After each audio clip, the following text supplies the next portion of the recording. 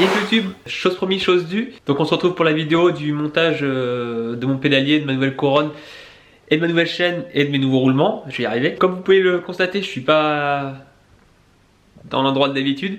Je suis chez mon pote Armand à Angers. Donc hop, on va se mettre ici. Donc le petit vélo est là. Donc j'ai préalablement enlevé tout, hein. Là il y a mes roulements qui sont retirés, le total. J'ai pas filmé ça parce que il n'y a pas de grand intérêt, hein. En fait il faut juste taper dessus. Bon là j'ai eu un petit souci parce qu'en fait je me suis mis dehors et vu qu'il fait assez froid en ce moment, le métal était froid.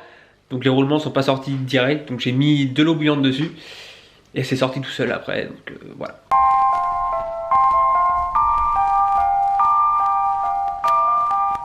Donc qu'allons-nous monter? Parce que monter un pédalier, ouais, une couronne ok, mais quel pédalier, quelle couronne, quel tout ça. Donc en pédalier j'ai pris le With the People Logic Trunks en 165. Je vais essayer, on m'a dit du bien ou du mal dessus, donc le mieux c'est de faire son propre avis, hein.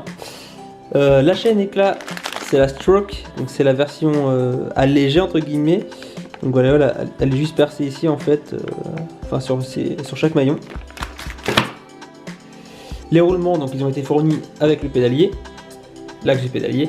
La couronne Fiend, donc c'est une couronne en spin drive, donc elle vient directement s'enfiler sur l'axe et il n'y a pas de vis sur le pédalier, bien qu'elle soit fournie avec, hein.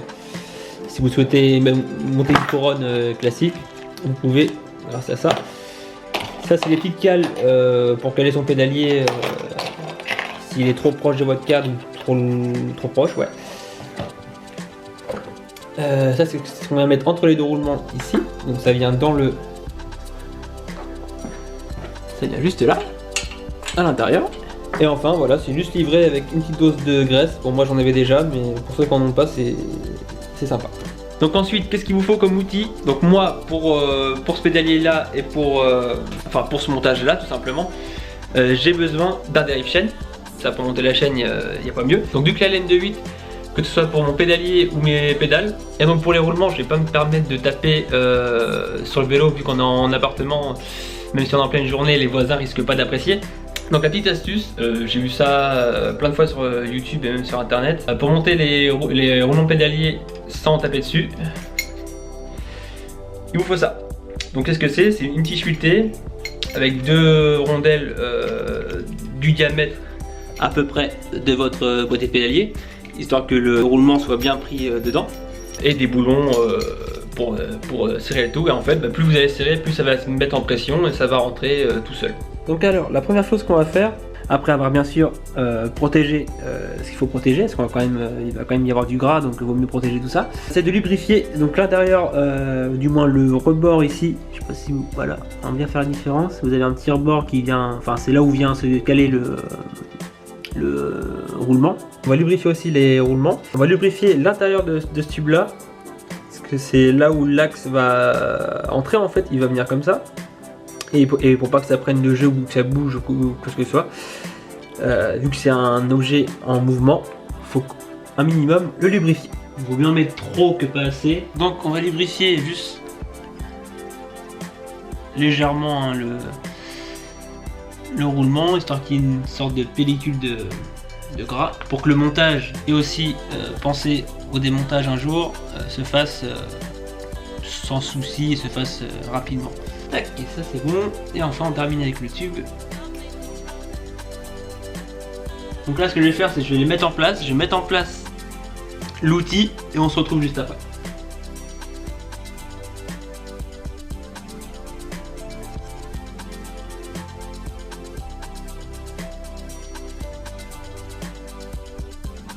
Donc là j'ai mis l'outil. Donc là vous allez peut-être mieux comprendre comment ça se passe. Donc je vais serrer des deux côtés en même temps, ou un seul même, ça peut le faire. Et ça va compresser en gros les deux roulements et ça va les faire rentrer tout doucement dans le cadre. Et du coup oui, dans la liste d'outils, j'ai oublié quand même les deux clés de 17 pour ces deux boulons là. Bien sûr si vous n'avez pas l'outil, ça vous pouvez les oublier direct.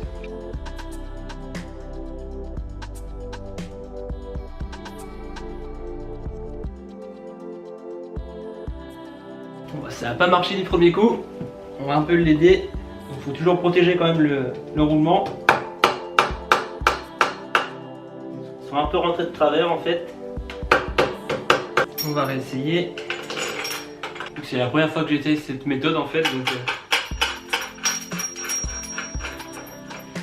ça marche pas du premier coup.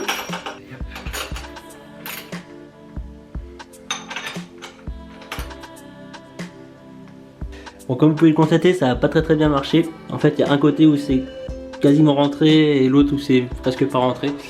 Idem pour ce côté-là. Donc je vais le faire en classique du coup. Avec une protection, une bonne protection et y aller au marteau. Désolé pour les voisins. Bon du coup c'est enfin rentré. Pas via cette méthode. J'ai peut-être... fallait peut-être pas mettre les deux en même temps. Fallait... Je sais pas, il y a un truc qui a merdé. Bref. Au moins maintenant je le sais pour la prochaine fois. Du coup je l'ai rentré avec un maillet et puis c'est rentré tout seul quoi. Une fois que vos roulements et votre petite, je sais pas comment dire ça, votre tube en fait est bien rentré dedans, va falloir mettre l'axe. Donc l'axe, c'est cette partie là.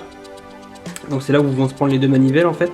Donc, pour bien rentrer l'axe, il faut laisser le même écart à gauche et à droite. Et donc ensuite on vient mettre ces caches roulements en fait. Donc là il faut pas se tromper de côté. Donc côté couronne c'est toujours la plus fine parce qu'il y a la couronne qui vient prendre de la place. Donc la rondelle est plus fine. Donc on vient la mettre ici. En fait ça vient protéger. Et donc la plus large de ce côté là. Donc la plus grosse côté où il n'y a pas de driver ou qu'il n'y a rien, et la plus fine côté où il y a le driver. Ensuite donc idem pour les manivelles, vous avez un sens, vous avez une manivelle droite et une manivelle gauche. Donc elles sont identifiables, alors je sais pas si on va bien le voir, voilà. Ici voilà, vous avez le H, G machin, 165 et c'est le L à la fin qui nous apporte L comme left, donc gauche en anglais. Et sur la deuxième, hop, dans l'autre sens, on a toujours le HG 165 et le R. Donc le R c'est right, c'est à droite. Mais il ne faut pas oublier que votre vélo est à l'envers. Donc soit vous le retournez pour pas vous tromper, ou soit vous les inversez. Donc du coup, vu que le vélo est à l'envers, ma manivelle droite va être ici, ma manivelle gauche elle va être à droite. Donc vous inversez quoi. Donc on va commencer par mettre la manivelle droite, donc celle qui a le R, et du coup vu que le vélo est à l'envers on va la mettre du côté gauche. C'est normal qu'il aille pas jusqu'au fond, vous inquiétez pas pour ça. Hop, donc on peut déjà mettre que ce côté là est entre guillemets terminé pour l'instant. Donc là pour mon cas c'est une clé Allen de 8, pour d'autres pédaliers ça peut être du 6 éventuellement. Donc là je viens le serrer et c'est ce qui va faire entrer mon bras pédalier dans l'axe. Ou sur certains pédaliers vous avez une sorte d'outil en plus. Donc ensuite le côté couronne, donc le côté où il y a votre driver juste ici. Donc là vous avez deux possibilités, soit vous avez une couronne classique avec une vis qui vient se visser donc dans le bras pédalier, donc à ce niveau là. Donc moi ce pédalier là fait aussi bien gauche que droite, donc vous avez la même chose des deux côtés. Mais moi j'ai choisi en fait une couronne spin drive. Donc qu'est-ce que spin drive? Le spin drive c'est que la couronne en fait elle est crantée, je sais pas si vous voyez bien ici, au milieu en fait il y a des crans et ces crans viennent se prendre dans l'axe ici. Voilà, une fois que la couronne est mise, il faut juste faire attention à l'alignement de vos deux bras pédaliers. Surtout sur celui-ci c'est un 48 cannelures. Donc là il n'y a pas de secret, on se penche, on regarde. Par exemple là je suis pas droit. Là ça me semble pas mal. Ouais, là c'est bon. Donc petit détail aussi qui a son importance, quand vous allez le serrer complètement de façon à ce qu'il y ait plus aucun jeu en fait ici et ici, il faut veiller à avoir le même espace. Là vous voyez, on voit bien l'axe et il y a un petit écart. Ouais voilà. là vous avez un petit écart. Et en fait, il faut veiller à ce que cet écart-là, de ce côté-là, soit le même de l'autre côté ici. J'ai bien le même ici. Et donc ensuite, il ne me reste plus qu'à monter mes pédales et la chaîne. Donc les pédales, du coup, c'est pareil que les bras pédaliers. Donc vous avez une petite inscription juste ici, là, c'est mon pouce. Je sais pas si on voit bien, voilà. Un petit L. Et sur l'autre, on va peut-être voir mieux. Et sur l'autre, voilà, ici, en fait, on a un petit R. Donc c'est comme pour les bras pédaliers. Donc left, donc le L à gauche, et le R, donc le right, à droite. Donc voilà pour les pédales. Et pour finir, on va monter la chaîne. Et voilà le résultat final. Donc moi j'ai des petits tendeurs de chaîne. Donc si vous en avez, faut les desserrer avant de desserrer votre roue pour pas que ça abîme le filetage de l'axe. Et pour resserrer votre roue, donc vous devez les resserrer avant pour centrer votre roue et pour bien tendre votre chaîne. Donc là c'est bien tendu. Il faut qu'elle ait quand même un peu de jeu, hein, parce que sinon c'est la casse assurée. Et après, une fois que vous avez serré vos tendeurs de chaîne, vous resserrez votre roue. Et le tour est joué. Bon voilà, petite vidéo sans prétention, c'est à moitié un tuto, à moitié je ne sais pas quoi. Donc on se retrouve pour la prochaine vidéo, donc le bike check, qui sera une vidéo beaucoup plus propre, beaucoup plus calme. D'ailleurs je pense pas que je vais parler dedans, enfin je vais voir ça.